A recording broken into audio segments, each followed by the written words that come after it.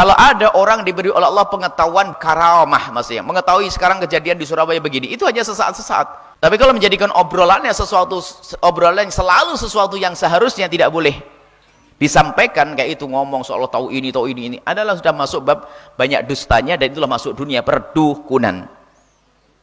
Hati-hati. Ini kadang-kadang modelnya model pakai agama. Ini adalah problem dunia perdukunan, tapi gayanya ustadz ini kan repot lagi. Maka Anda jangan dekat dengan orang-orang yang sok-sok sudah berbicara begitu. Setiap pagi cerita sama ini, hari ini kejadian di sini ini, padahal baru lihat internet ya. Pendusta semua. Nah, hati-hati. Makanya sekarang ada model dukun tapi pakai kopiah. Kadang pakai jubah, pakai imamah. Bukan syariat yang dibicarakan. Siapa ada ngomong jin, setan. Wah, seolah tahu orang. Macam-macam. Perlunya kita itu adalah petunjuk. Dan Nabi memberikan petunjuk, memberikan bimbingan. Gak usah pakai tambahan, ada ularnya di dalam dirimu. Ini sudah mulai hayal, ini sudah masuk bab dukun ini. Hati-hati. Dan sekarang ada orang bermasalah lagi, lihat, sudah hidupnya hidup gaya dukun.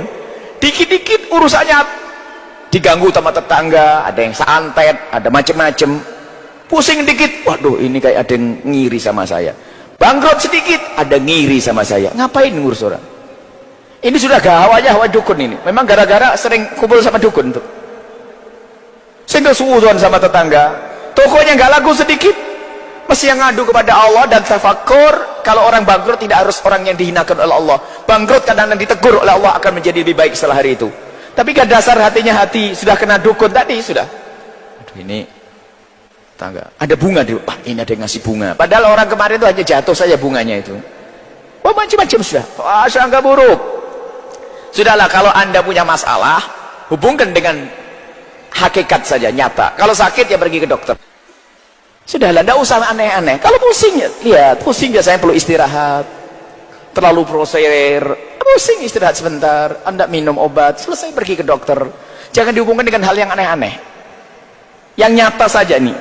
Sakit pergi ke dokter, itu wasilah.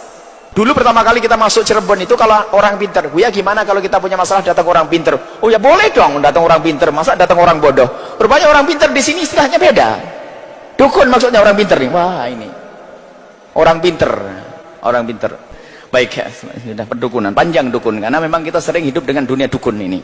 Semua ustadz dan dai yang mengikuti agama Allah tidak akan pernah meminta syarat apapun kepada Anda kalau Anda konsultasi. Syaratnya kasih fotomu dulu, misal. Syaratnya begini, nggak ada syarat. Ustadz saya buat dosa begini. Baik, ini ayatnya, kamu disuruh taubat, ini hadisnya, kamu disuruh jalankan ini. Silakan pulang amalkan. Selesai. Panduan wahyu. Tapi kalau dukun pasti ada syarat. Kalau sudah minta foto, tunggu 3 hari, minum air ini, dan seterusnya, ini berarti sudah ciri dukun. Walaupun pakai surban, biar imamannya 7 meter. Jangan dipercaya, nggak boleh. Karena syaitan bisa membaca kejiwaan orang. Maka kata ulama yang membahas masalah alam jin ini, syaitan yang bekerja sama dukun itu bekerja sama qarin, pendamping orang yang sedang bermasalah yang mau datang konsultasi. Disampaikanlah semua informasinya. Orang ini bermasalah sama istrinya, orang ini bermasalah di pekerjaannya, orang ini lagi ada masalah di perut, di penyakit di perutnya. Begitu masuk, begitu duduk, si dukun ini akan mengatakan, kamu ada masalah sama istri kamu ya? Kamu ada begini ya, kamu ada begini ya. Semua diungkapkan. Orang ini bodoh, dia tidak mengerti. Lalu dia bilang, hebat nih orang, bisa tahu masalah saya, gitu kan? Ini seperti itu cirinya. Kemudian pada saat sudah konsultasi, maka akan ada hal-hal yang diberikan. Benda, tulisankah, sesuatu yang diberikan untuk diletakkan di bantal, ditanam depan rumah, digantung di atas pintu, tergantung permintaan. Seperti itulah kurang lebih permainannya. Dan itu cirinya adalah pasti minta foto. Kalau sekarang, gitu kan? Pasti minta foto, minta nama. Setiap saat dia bisa datang dan ingin penasaran bertanya lagi. Seperti itulah permainan mereka.